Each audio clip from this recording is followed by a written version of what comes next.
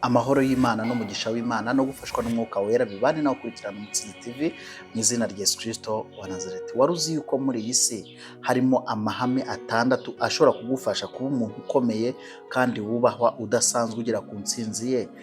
Buri munsi ntugire gusubizwa inyuma mu byo ugerageje gukora byose. Wamaze uti kubera iki? Kubera ko iyi si ni isi imeze nk'isi kandi iyi si ni inyamaswa ifite amategeko akomeye yo kugenderwaho, abantu bamwe batsikamirwa, abandi bagashyirwa hejuru, abandi ukabona imigisha yabo isa nkaho ifunzwe. Ariko wowe uyu munsi wa none ndashaka kukubwira amahame 6 na Bibiliya ishyigikira yuko ugomba kuyagenderamo, wamara kuyagenderamo ubundi ugatangira ukagera ku ntsinzi yawe. Niba ushaka gutsinda mu buzima no gutsinda abanzi bawe no kubona umugisha uhoraho mu buzima bwawe, ni ukuri aya mahame 6 ugomba kuyiga, ugomba kuyakurikirana ukayiga kugeza igihe ikiganiro gitangiye kujya gisoje, ubundi ugahabwa umugisha natwe.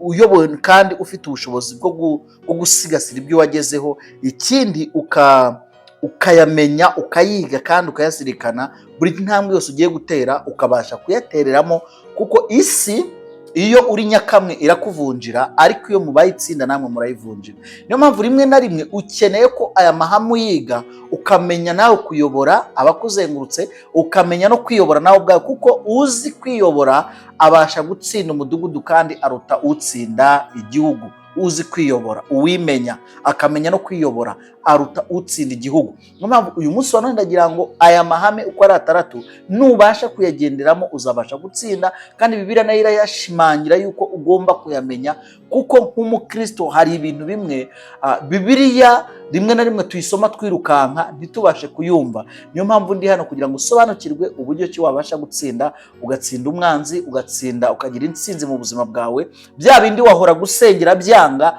ugatangira ugakora ukabona nyine biri kwijyanamo kubera amahame wamenye. Kuko iyo uri mu isi y'umwijima akenshi cyane hari ibyo utamenya, hari ibyo udahishurirwa. Niyo mpamvu nyine ukeneye umujyanama, ukeneye umuntu very spirituel mu mwuka wawe na very spirituel mu mwuka wawe, ukagira na papa na mama wawe bakubyaye cyangwa se umuryango ukomokamo, ukamenya amateka yabo, ukamenya amateka si uyu muntu ugiye kumera very spirituel ni muntu ki, niki yagezeho, ese njyewe ndashaka kugera kuki. Uko akenshi cyane iyo umuntu adafite intego y'ubuzima bwe, uzirinde kugendana nawe. Bene nk'uwo umuntu utafite intego y'ubuzima bwe mu buzima bwe, akenshi usanga nyine asa nkaho nyine ari amazi ajyanwa hirya no hino. Nta nama nziza yakugira kuko ntawe nawe ubwe yigiriye. Ariko se umuntu utabasha kwigira inama ni gute umufata ngo kugira inama? Umuntu utabasha we kwirera no kwicunga no kwigenga no kwimenya yatuma waguka gute? Niyo mpamvu uyu munsi wa none rero iki kiganiro niho nagiteguriye kugira ngo ubashe gukurikirana, umenye kandi usobanukirwe iby'inzira yo kwimenya ndetse no kumenya amahame 6 yatuma utsinda, amahame 6 akomeye mu buzima bwawe akugira umuntu ukomeye kandi ugatsinda mu buzima bwawe. Mbere yuko tuyinjiramo rero ihama rya mbere, reka dusenge Imana. Data, mu izina rya Yesu Kristo ndagushimye kandi ndaguhimbaje, icyubahiro cyawe n'ikibihe byose.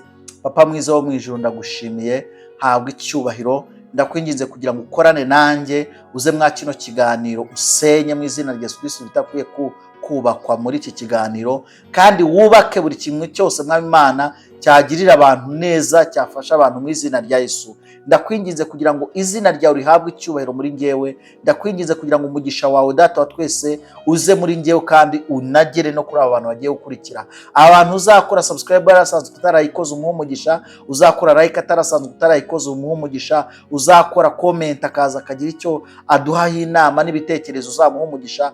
Abagiye kujoininga community yacu bakajoininga bakagira gukora ku butunzi bwabo, maze bagashigikira uno murimo tuba turi gukora, ubaha umugisha utagabanyije, usubiza aho bakuye kandi ubakubire inshuro ka 70 mu izina rya Yesu Kristo wa Nazareti. Data ndagushimye kandi ndaguhimbaje kuri Data wa twese mwiza, ni mu izina rya Yesu Kristo wa Nazareti urakoze Yesu, amen. Imana y'amahoro ibaha umugisha kandi bishimire mu izina rya Yesu. Hano tugira ibiganiro. Mu minsi iza tugiye kujya dukora ibiganiro tubikorera aba membership. Mu gihe tubonye uko muhari, ushobora kuza ukiyandikisha kwa membership, ugatera inkunga uyu murimo, biremewe cyane, nta kibazo rwose. Imana ibaho umugisha. Hanyuma ihame rya mbere ravuga kubwira ngo kwihangana n'intwaro ikomeye ikubita kandi igakubita igatuma wubahwa. Sinzi icyo kintu nawe ucyumvishe. Kwihangana ni intwari ikomeye ikubita igatuma wubahwa. Kubera iki? Umuhigi ashobora gutekereza amasaha menshi kurusha inyamaswa ihiga. Niyo mpamvu kwihangana si intege nke, kwihangana ni imbaraga zihishe. Abantu benshi baratsindwa kuko bihutira ibintu badatekerejeho neza igihe kirekire, ndetse ngo babaze Imana mu buzima bwabo, bamenye ngo mbese iri shyamba ni ryeru ninjiremo bw'umuhigi. Kuko nyine ubundi wo inyamaswa uhigisha yo already irahari, byanga byakunda uba ufite impano. None iyo mpano yawe ufite ni gute uyinjirana muri iri shamba ry'iyi si ukabasha kuyihigamo muri ibi biti by'abantu? Erega buriya abantu nibyo biti, ukabasha kubakuramo umusaruro, ukabasha kubakuramo umuhigo. Ariko kwihangana biguha ubushobozi bwo kureba kure. Wamara kureba kure ugatekereza neza, ndetse ukiga no gufata umwanzuro mu buzima bwawe, kuko ugahitamo ibyiza ukabitandukanya n'ibibi. Niyo mpamvu mu buzima bwawe ukwiriye kumenya yuko hari igihe uba ugomba kurwana kandi ugatsinda nk'utsinda ibikuremereye, cyangwa se mu kimwe nk'utsinda ibikurwanya. Mu buzima hari igihe ugomba kureba, ukarebera ku bandi, ukareba uko babashije gutsinda bakakwigisha ko nawe ugiye gutsinda. Niba ubona ko hari umuntu ikintu uri gutekereza yuko bagezeho wakigezeho, nakubwiye ngo gutekereza, imitekerereze myiza igufasha gutera intambwe ikomeye mu buzima bwawe.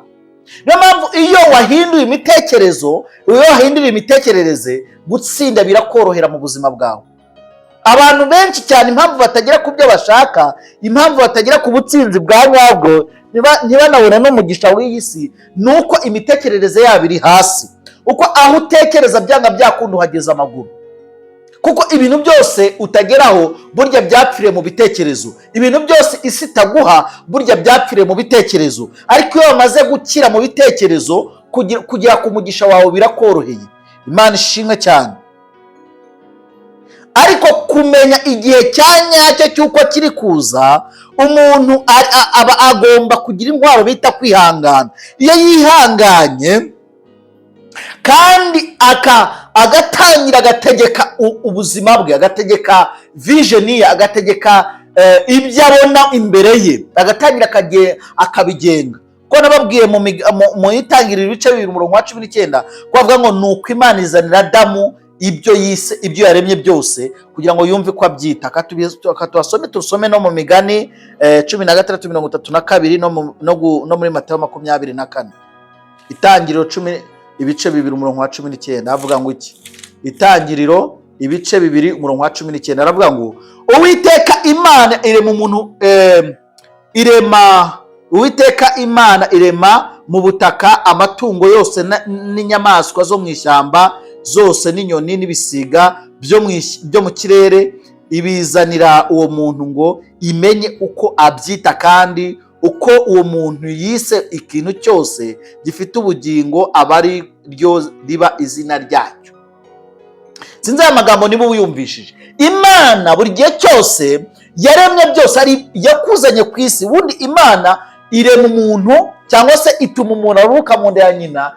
Uwo muntu iba yamuteganyirije ibizamutunga byose kuva avuye mu nda ya nyina, kuva ari mu nda ya nyina kwanza, kuva bari rusoro. Ibi kuko umubyeyi atangira kugaburira umwana umunsi yamutwiteho, kugeza igihe umwana azavira ku isi agapfa, nyine akakura agasaza. Iyo byagenze neza, nta mivumo, nta karande, nta mpanuka, nta kibi mubayeho, nta kwibwa n'abadayimoni. Imana rero ntabwo irema Adamu itaramuremera Edeni. Ni nako bimeze. Ntabwo yakurema, ntabwo yagushyira mu nda ya mama wawe itaraguteganyirije ibizagutunga byose. Ahubwo dore ikibazo, uri umunebwe, ntabwo uzi kwagwa mu bitekerezo, ntabwo uzi gutegeka iby'Imana yaremye, ntabwo uzi kubyita amazina ku rwego wewe ubwawe ubasha kubyakira kandi ugasobanukirwa. Imana ishimwe cyane mu izina rya Yesu. ngo Imana, Uwiteka Imana irema ibintu, inyamaswa, yaba izo ku butaka, izo mu nyanja, izo mu kirere, ngo nuko ibizanira uwo muntu ibintu byose yaremye kugira ngo yumve ukuntu yari buze kubyita, kandi uko yabyise nibyo byabaye izina byabyo. Nukuvuga ngo nufata ubuzima bwawe ukabwita imbwa, buzaba imbwa. Nufata ubuzima bwawe ukabwita ubukomeye, buzakomera mu izina rya Yesu Kristo wa Nazareti. Haleluya, Imana ishimwe cyane.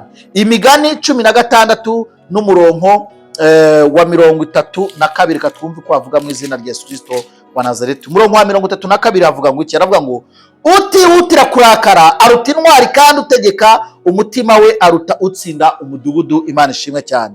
Naho ubutumwa bwiza uko bwanditswe na Matayo, ubutumwa bwiza uko bwanditswe na Matayo ibice 24 n'umurongo wa 13 handitswe ngo iki? 24 ibice umurongo wa 13, 24-13 haranditswe ngo ariko uwihangana akageza imperuka niwe uzakizwa. Imana ishimwe cyane. Twari ku ngingo ivuga ngo kwihangana ni intwari ikomeye itegeka kandi igatuma wubahwa. Tegeka ibyo bintu uko bikubaha mu izina rya Yesu, kandi tuma bikubaha, tuma ibintu byose bikuremerwa mu izina rya Yesu Kristo wa Nazareti. Ikindi somo, niba wihutira ibintu ushobora gutakaza umugisha. Itegure gutekereza neza, kuko intsinzi nyayo iva mu gutegereza. Kwihangana ugategereza byemeza umutware, kandi gukomera ugashikama bituma ugera ku cyo wewe ubwawe utatekerezaga yuko wageraho. Imana ishimwe cyane. Ihame rya kabiri rituma wubaho kandi ukagera ku buzima bw'intsinzi, nuko imbaraga zonyine ntizihagije, ukeneye uburyo ubikoramo, uburyo ukoramo ibyo bintu. Imbaraga zo kubikora ntabwo zihagije, ahubwo niba uri mu kazi hamwe n'abandi, niba abandi hari ukuntu babikora, wowe ubikora ute? Niba abandi hari ukuntu babitekereza, wowe ubitekereza ute? Niba abandi hari ukuntu babyibwira, wowe byibwira gute? Kuko ntabwo twaremwe kimwe. Ntabwo uko Elon Musk azakora telefone ntabwo ariko Apple izayikora. Oya, hari itandukaniro. Ibanga ni ukugira itandukaniro mu byo ubasha gukora. Niba uri gucuruza butike muri quartier, utugomba gutekereza ngo mbese muri quartier ni iki kintu gikenewe, ni iki nazanira abana abaturage bari hano bakabasha kukigura. Wirangwe uko abandi barangwa ngo nabonye ngo bacuruza amazi, ngo nanjye ngomba kuzana amazi. Kwa cyo utazana ji, ko utazana pineapple, ko utazana orange, ko utazana embe, ko utazana pome. Uko ngo imbaraga zonyine ntizihagije. Imbaraga ni ukuba ufite amafaranga, ni ukuba n'ibyo bintu wabizana, ariko ukeneye uburyo ibyo bintu bikoramo. Imana ishimwe cyane kandi Imana ihabwe icyubahiro. Mu ishyamba ntabwo icy'ingenzi cyihutirwa ari uguhiga ukabona umuhigo. Ntabwo ari ukohereza inyamaswa mu ishyamba iriya ihiga. Ahubwo ni uburyo ki woherezamo, ni uburyo ki ushora mu bantu, kuko niyo nyamaswa uhigisha. Ubwo ndabizana mu isi y'abantu. Hari abantu bafite impano, imbaraga, amafaranga, ariko bagatsindwa kubera ko babura gahunda yabo. Gahunda yawe ntabwo ihuye n'iyanjye, imigendere yawe ntabwo ihuye n'iyanjye. Niyo mpamvu ntangazwa cyane n'abagome b'abahanya babi cyane, baza bakirirwa badukurikiza imivumo, bakadukurikiza amagambo mabi. Ntabwo uko nkora ibintu byanjye ariko wabikora, nta nubwo wazagera ku rwego rwo gukora nk'uko nkora. Oya, ntabwo byashoboka. Hari uburyo Imana yakuremeye, buryo ki uzakoramo ibintu byawe. Hari n'uburyo nanjye Imana yandemeye ko nzakoramo ibintu byanjye. Imana ishimwe cyane. Niyo mpamvu imbaraga zonyine ntabwo zihagije, ahubwo utegetswe kumenya uburyo ukoramo ibintu byawe kandi ukabasha kuba umutsinzi ndetse no kurushaho. Niyo mpamvu intare ishobora kuba ikomeye,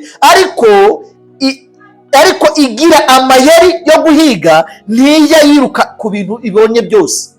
Oya, ahubwo iratega ikicara ahantu hamwe, katambuka igahita igafata ku ijosi ikakarya. Icyo nicyo kuko n'ubundi ni umwami w'ishyamba. Niyo mpamvu mu Mubwiriza ibice 7 umurongo wa 19, umuntu w'umunyabwenge arusha cyane imbaraga abantu b'abanyabushobozi. Kandi usome mu izina rya Yesu.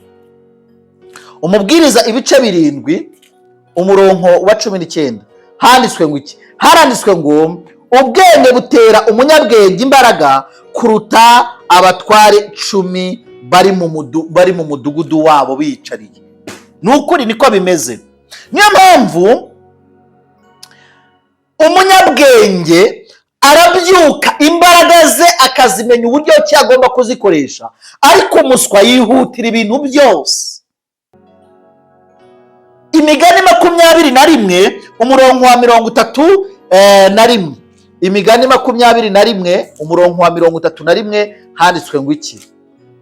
21 umurongo wa 31 harimo amagambo avuga gutya ngo ifarashi irindirishijwe umunsi w'urugamba, ariko kunesha kuva ku Uwiteka. Imana nishimwe cyane kandi Imana ihabwa icyubahiro. Nubwo ifarashi ibirindirishijwe umunsi w'urugamba, ariko kunesha k'urwo rugamba kuva ku Uwiteka. Weho uko abandi bahagurutsa ibyo bagenderaho, uko abandi bahagurutsa icyo bakoresha mu ntambara yo kunguka, mu ntambara yo kubona amahirwe, ntabwo ariko wowe nawe uzabikora.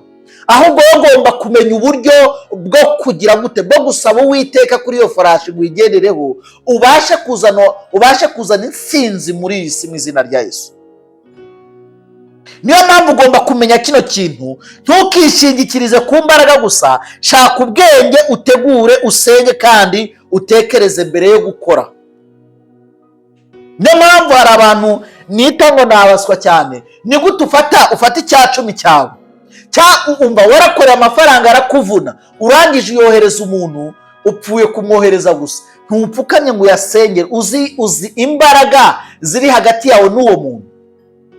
Niyo mpamvu ugomba kuyasengera akakuvaho ari 10% cy'Uwiteka, atari amafaranga agiye mu biganza by'uriya muntu. Icya kabiri, niba ugiye gutanga igitambo, banza ucyaturireho ibyo ushaka ko bikuvaho, byohereze, kuko ijambo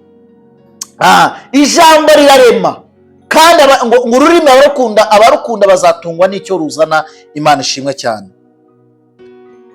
Ihame rya gatatu rigufasha gutsinda iyi si, muri iyi si, ndetse no gutsinda mu buzima bwawe, hinduka cyane abantu batamenya uwo uri we. Kwigira no guhinduka nibwo buzima. Witekereza akimuhana agatuma usuzugurwa, ariko iyo wamaze kwimenya wewe ubwawe utangira kubahwa. Imana ishimwe cyane. Ibi bishatse kuvuga iki? Nta kintu kiramba kidahinduka. Ibintu bihora bihinduka. Ntabwo aho abandi bari kubonera ibyo bari kubona, ntabwo aho abandi bari kubonera ubutunzi ariho nawe uzawubonera. Biragusaba yuko unimuka ukajya ahandi hantu kugira ngo ubone umugisha. Ikibazo ni kimwe, hari igihe Imana ikubwira ngo ahantu uzahabonera umugisha, nawe ubwawe ukabona ko wahabonera umugisha, ariko warangiza ugahindura uburyo utabanje wahindura, ugahindura umwanya utabanje wahindura uburyo. Imana ishimwe cyane. N'inyamaswa zibaho kuko ziga guhindura uburyo zibaho bitewe n'ibihe. Niyo mpamvu rero abantu benshi batsindwa nuko bakomeza gukora ibintu uko bimenyerewe n'igihe, ariko ibintu byarahindutse. Niba uko abantu babonaga ubutunzi 2022, ntabwo ariko uyu munsi wa none 2026 ariko ubutunzi buraboneka. Icyo gihe Rwanda Revenue yoroshyaga gukora, ariko uyu munsi wa none nayo irakomeza, kugira ngo mudakomeza kuzana amagendo ku isoko ry'umurimo, mudakomeza kuzana ibintu bya pirate. Niyo mpamvu ruri byinjiramo, Rwanda Revenue ikabyinjiramo, uko itabyinjiye mu bwenge bw'abantu buri kugwira. Abantu bari gukora amagi ya plastike, abantu bari gukora umuceri wa plastike. Ruri itabyinjiyemo na Rwanda Revenue mwatumara. Niyo mpamvu mu Maroma 12 umurongo wa 2 avuga ngo ntimugahindukire iby'isi, ahubwo muhindutse mu buryo bw'ubwenge. Imana ishimwe cyane. Isomo ukuye gukura kuri rihame, menya yuko niba udahindutse isi zagusiga inyuma. Icya kabiri, gira umutima wo kwiga buri munsi, wite ku mpinduka kandi wemere gukosorwa. Hari abantu benshi rero batemera gukosorwa, bahora bameze nkaho ari stati zigendera gusa. ngo afite mu kuntu abikora, ntabwo ashaka kugirwa inama. gusa icyo ategereje gusa akwiye guhamagara abantu ngo munsengere ngo ubu niyo rikore. Niyo bazasenga n'amaraso akaza, ntabwo uzigera ubona impinduka mu buzima bwawe, kuko bari gusenga Imana ikabona ntabwo uri mu mwanya wa nyawo. Mbese impinduka zaza gute kandi wabona ibyo ukeneye gute? Imana ishimwe mu izina rya Yesu Kristo wa Nazareti. Ihame rya kane rirakubwira ngo uwiteguye niwe ufata amahirwe, witegereza amahirwe, sanga amahirwe aho ari. Imana ishimwe mu izina rya Yesu. Mu ishyamba inyamaswa yiteguye niyo ibona ibyo kurya mbere, ariko mu buzima amahirwe araza kandi akaza rimwe, ariko ntabwo ategereza uwiteguye nabi. Amahirwe ntabwo ajya ategereza umuntu warangaye, amahirwe ntabwo ajya ategereza umuntu utari mu mwanya wa nyawo. Amahirwe asanga umuntu uri mu mwanya wa nyawo, ahantu ha nyawo. Niyo mpamvu Bibiliya iravuga gutya mu Migani 24 umurongo wa 27, katwumve ukuntu bavuga mu izina rya Yesu Kristo wa Nazareti. 24 na 27, banza witegure ibyo ku gasozi, uringanize imirima yawe, hanyuma uzabona kubaka inzu. Ntabwo muri kumva iki kintu cya R1 R2 n'ibindi byose muri uyu mujyi wa Kigali ndetse no mu gihugu cy'u Rwanda muri rusange. Haranditswe ngo iki? Imigani 24 umurongo wa 27, baravuga ngo banza witegure ibyo ku gasozi, uringanize imirima yawe, hanyuma uzabone kubaka inzu. Wubaka ute inzu yawe? Business yawe yubaka ute? Buri gihe icyo uzabonamo umugisha ugitegura ute? Naho Matayo 24 umurongo wa 44 handitse ngo mwitegure kuko mutazi igihe n'isaha, mutazi igihe n'umunsi n'isaha umwami Yesu azaziraho. Niyo mpamvu mu mibereho yawe ugomba kwitegura, ukamenya kuringaniza ibyo ushaka kugeraho, ukamenya kuringaniza ibyo ushaka gukora. Aho niho ubutsinzi buri, aho niho kunesha kwawe kuri, aho niho gukora kwawe kuri, aho niho uzabona umusaruro urenze uko ubitekereza mu izina rya Yesu Kristo wa Nazareti. Imana ishimwe cyane. Niyo mpamvu ugomba kwiga kuri iyi ngingo cyangwa se kuri iri hame, ugomba kwigamo ngo igihe amahirwe aje uzabe witeguye. Ese igihe amahirwe aje uzaba witeguye? Tangira uyu munsi witegure ejo hawe. Niyo mpamvu nkunda gutanga urugero nyine mu gihugu ndimo, ejo heza h'u Rwanda hari gutegurwa mu ejo heza h'abaturage. Haleluya. Niyo mpamvu n'umukristo uhora avuga ngo tuzajya mu mwuka rimwe, tuguruke tubone n'inzu, tuguruke tubyara umwana, tuguruke tubone ibisubizo. Oya da, mu ijuru ryahumure. Reka. Ntabwo ijuru ryahumure ku bantu batiteguye. Ijuru ryahumuye kuri wa muntu ukeneye umwana, akaba amusengera, yamara kumusengera agakora ibyo aho ahava umwana uko bikorwa, kandi akamenya neza, akamekinga ashobora ko abikoze neza, kandi yanariye n'indyo ihagije ifatika. Umuntu ukeneye igisubizo agomba kuba umutima we uri ahantu igisubizo kibonekera, akasenga Imana ku rwego Imana imwegera ikamubwira ngo mwana wanjye, ndi kumwe nawe, komeza, ndi kumwe nawe, komeza. Ariko wowe Imana irakubwira ngo ndi kumwe nawe, komeza, ugahindura ukirukanka. Ukaba nka wa muntu rero wari urimo asengera imodoka, arasenga, mu gihe Imana yimanuye, marayika akiri mu nzira itajya mu bapfumu. Marayika yageze amubona mu bapfumu, ayisubije abapfumu, abamarayika babi bakorera mu bapfumu bahita bayijyana. Ariko uyu muntu ndamubona agarutse gusenga asaba imodoka. Ntabwo bishoboka, ntabwo bijya bikunda, ntabwo bikunda. Reka, ntabwo bikunda. Niyo mpamvu tugeze ku ihame, principle ya gatanu iravuga ngo buri gikorwa gihindura intego, kuko imbaraga ufite ntizibikika, wizikoresha uzipfusha ubusa. Buri gikorwa uri gukora gihindura intego y'ubuzima bwawe. Buri cyerekezo cy'ubuzima bwawe ugerageza kwerekezamo ubuzima gihindura intego yawe, kuko imbaraga ufite uyu munsi wa none ntabwo zibikika. wizikoresha uzipfusha ubusa mu buzima bwawe. Imana ishimwe cyane kandi Imana ihabwe icyubahiro. Reka tubigereranye nko mu ishyamba. Mu ishyamba nta nyamaswa igenda ubusa, ahubwo buri gikorwa kigira impamvu cy'inyamaswa. Niyo mpamvu nkawe rero nk'umuntu, abantu benshi bapfusha ubusa imbaraga zabo mu bintu bidafite umumaro, amagambo menshi, ibikorwa bitagira intego, n'imyitwarire idafite icyerekezo. Rimwe na rimwe bagasinzira ngo henga n'ihwetureho gakeya kanzinya ngo ndaba njyeyo mu kanya. Rimwe na rimwe bakanga no gukora ibyo bakaba bakora ngo reka ngo tuzabikora ejo. Ejo suzi niwe uzaramuka, ejo ntabwo ari ahawe. Hari abantu benshi bari bafite ibyo bagomba gukora ejo ariko bapfuye uyu munsi. Hari abantu benshi bari bakwiye gukora ejo bundi ariko bapfuye ejo. Niyo mpamvu uyu munsi niwo munsi wawe, ukoreshe kandi ukoreshe neza mu izina rya Kristo wa Nazareti. Imana ishimwe cyane kandi Imana ihabwe icyubahiro mu izina rya Yesu. Imyitwarire yawe y'ejo hazaza, imyitwarire yawe mu rugendo rujya mu ijuru, imyitwarire yawe mu kazi ugerageza gukora, imyitwarire yawe mu gusenga, imyitwarire yawe mu gusaba Umwuka Wera, imyitwarire ituma ubona icyo ukeneye. Niyo mpamvu imbaraga uri gusengesha uyu munsi ntabwo zibikika, imbaraga uri guhingisha uyu munsi ntabwo zibikika, imbaraga uri guhisha ukoresha, uri gukoresha izo mbaraga ntabwo zibikika. Izo uri gukoresha zizabyara umusaruro, ariko izo uri kubika zizagupfira ubusa. Nshatse kuvuga iki? Nshatse kuvuga mu Befeso ibice 5 umurongo wa 16.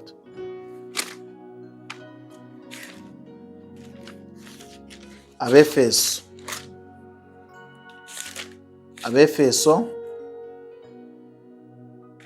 ibice 5 umurongo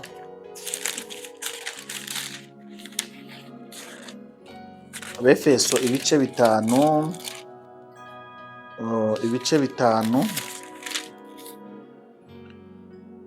umurongo wa 16 handitswe ngo iki?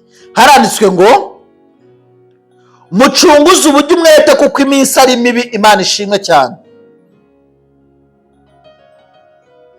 17 reka nayo nyongereho, nuko ntimukaba bapfu, ahubwo mumenye icyo umwami wacu ashaka. Imana ishimwe cyane.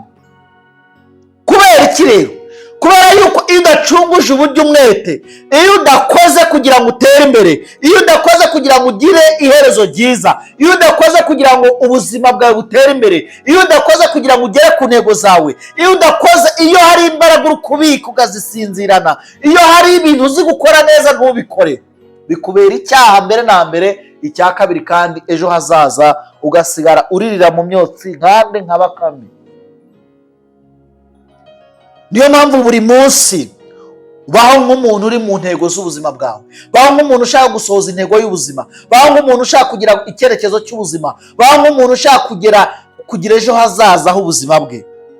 Ibaza uti icyo ndi gukora kinyegereza aho njya? Ese niba uryamye uri kwegera urupfu niba ari gushaka? Ese niba uri gukora icyo uri gukora kikwegereza kugera aho ujya, cyangwa uri gupfa gukora gusa ngo nuko uri kubona uko abandi bakora reka nawe ubijyemo? Ese wakubaza ayo magambo wiyaturiraho, ayo magambo byuka ukavuga, ayo masengesho uko yasenga yakwegereza kugera ku cyerekezo cy'ubuzima bwawe? Niyo mpamvu reka twinjire ku ihame rya 6 ari naryo ihame rya nyuma. Nta rwitwazo mu ishyamba, hitamo guhigwa cyangwa se guhiga.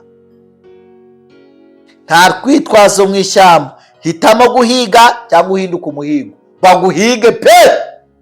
Nudakora gukora buri munsi, uyu munsi byange, ejo byemere, ejo byange, ejo byemere, ejo byange, bizarangira byemeye, byanze byemeye, bizemera mu izina rya Yesu. Niyo mpamvu mu buzima bwa nyabwo ntabwo umuntu azaza kugukorera ibyo ugomba gukora. Ahubwo wowe iyi si itegereza isi iba itegereje uwirengagiza amahirwe ye kugira ngo uyamunyage. Niyo mpamvu nababwiye ngo isi iyo uri nyakamwe irakuvunjira, ariko iyo uhuje imbaraga zawe ukazihuza n'abantu bari mu nzozi zawe n'icyerekezo cyawe, isi murayivunjira. Imana ishimwe cyane. Hari abantu bakunda gutanga impamvu ngo nta bushobozi mfite, ngo nta buryo bwo kubikoramo, kandi hari abantu bakoze ibiri wowe urashaka gufatira ku rwego rw'abamaze kugerayo. urashaka kugendera mu nzira z'abamaze kuzamuka. Oya, ntabwo ariko bigenda. Ahubwo weho tangira, weho tangira mu buryo bwawe. Nababwiye ingingo ya mbere ko ugomba gukora mu buryo bwawe. Tangira mu buryo bwawe. Ubwo ushaka kubikoramo uzahura n'abageze aho babikora mu buryo bari kubikoramo, unabatambuka ukomeza ugende. Ubuhamya n'ingingo nyamukuru n'ingingo ya nyayo ni ukumenya gufata ubushobozi bwawe uko weho ubwawe ushoboye kubufata. Ukuri ni uko gutsinda bisaba kwiyemeza kandi ugahozaho buri munsi. Narababwiye mu gitonyanga gitobora ibuye atari uko gifite ubushobozi bwo gifite inyundo cyangwa se ipiki cyangwa urutambi. Oya, guhozaho kwacyo aho igitonyanga gikunda kugwa ku ibuye birangira hacyaye gatoboka. Imana ishimwe cyane kandi Imana ihabwe icyubahiro. Nawe hari ibintu ukeneye gukora. Ukeneye kuzura Mwuka Wera, ukeneye gukoreshwa ibitangaza, ukeneye kuba umutsinzi, ukeneye kuba umuntu ufite ubushobozi bwinshi. Hozaho, senga uhozaho. Irinde icyaha, irinde kwiciraho imanza, irinde kwivugaho amagambo mabi, ahubwo yatureho ibyiza kandi umutsinzi ndetse no kurushaho mu izina rya Yesu. Umuntu unebwe yifuza byinshi ariko ntacyo ageraho. Mu Migani 13:4, icyo ukuboko kwawe kubonye gukora ugikora ufite imbaraga zawe zose, nko mu Mubwiriza 9:10. Niyo mpamvu rero ugomba gukuramo isomo mwiri hame ngo hitamo kwihindura cyangwa se ugume gusigara inyuma. Ihindura umunyembaraga, ihindura umunyabushobozi, ihindura umunyamasengesho, ihindura umutsinzi no kurushaho, cyangwa se mo kimwe uhita usigara inyuma. Kuko ntukagire urwitwazo rwo kugira icyo ukora kiguteza imbere cyangwa se gituma uva ku ntambwe imwe ukagera ku yindi ntambwe mu izina rya Yesu. Nyamara kansoze, aya mahame 6 si amagambo gusa, ahubwo ni amategeko y'ubuzima. Nuyakurikiza uzaba umwe mu bantu bake bageze ku ntsinzi kandi idasanzwe mu buzima bwabo. Niyo mpamvu rero tangirira utangire ku kintu bita kwihangana, utekereze cyane, uhinduke rwose, witegure, ukore ufite intego. Ikindi wirinde urwitwazo, uzagera ku ntsinzi y'ubuzima bwawe. Wibuke isi igabanyijemo ibice bibiri, abanyamahame n'abasigara inyuma. Uhisemo iki wowe?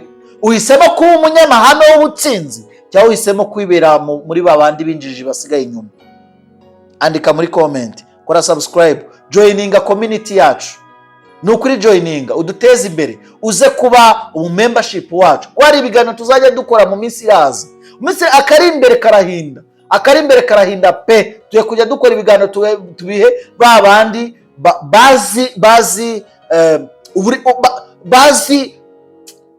bafite agaciro, bazi agaciro kacu. Igihe kizaza hari n'igihe na YouTube bazayikuraho. Ibi bintu muzayibona mute? Hari ahandi hantu tuzashyiraho abazi agaciro kabyo, baze babyishyure, baze babigure. Ariko mwirwamo bitanga mu bitagira umumaro. Ariko nk'iri jambo ntimwari joininga, muvuge muti nemeye kujoininga kuri join. Abantu mwese mufite join kuri telefoni zanyu no kuri mashine zanyu, mufite uburenganzira bwo kujoininga, tukabana umunsi ku munsi. Reka ngusengere kugira ngo aya mahamo yagenderemo mu izina rya Yesu Kristo wa Nazareti. Reka dusenge. Data, mu izina rya Yesu, ndagushimya kubw'icyubahiro cyawe. Ingoma yawe niyogere kandi ugere Data twese mu mitima ya buri muntu wese ukurikirana kino kiganiro. Umufashe, umugirire neza, ubwiza bwawe bumubeho, imbaraga z'ijuru zimubeho. Uyu muntu uhisemo kugendera mu buntu bwawe, uhisemo kugendera mu mahame, ntabwo yahisemo gusigara inyuma. Uyu muntu uhisemo kuba umutsinzi no kurushaho. Uyu muntu uhisemo kwaguka mu myumvire no mu mitekerereze. Uyu muntu Data wa twese wo mu ijuru uhisemo gukoresha imbaraga kuko zitabikika, ahubwo agahitamo kuzikoresha buri munsi. Agahitamo no gukizwa, kuko gukizwa Data wa twese niko gutuma imbaraga z'ijuru ziza zikamusohoreza ibyo ashaka kugira ngo agereho. Mwami mwiza, mu izina rya Yesu Kristo, ntuma imbaraga z'umwuka wera, ntuma imbaraga z'amaraso Yesu Kristo kugira ngo zize zitwikire bano bantu, imyuka mibi ntibabone. Imbaraga zo mu miryango zibakurikirana zikabasubiza inyuma, ntizongere kubabona. Ibyo bigusabye mbyizeye kubikore kwiyubahisha, ni mu izina rya Yesu Kristo urakoze Yesu. Amen and amen. Shalom shalom. Imana ibahe umugisha.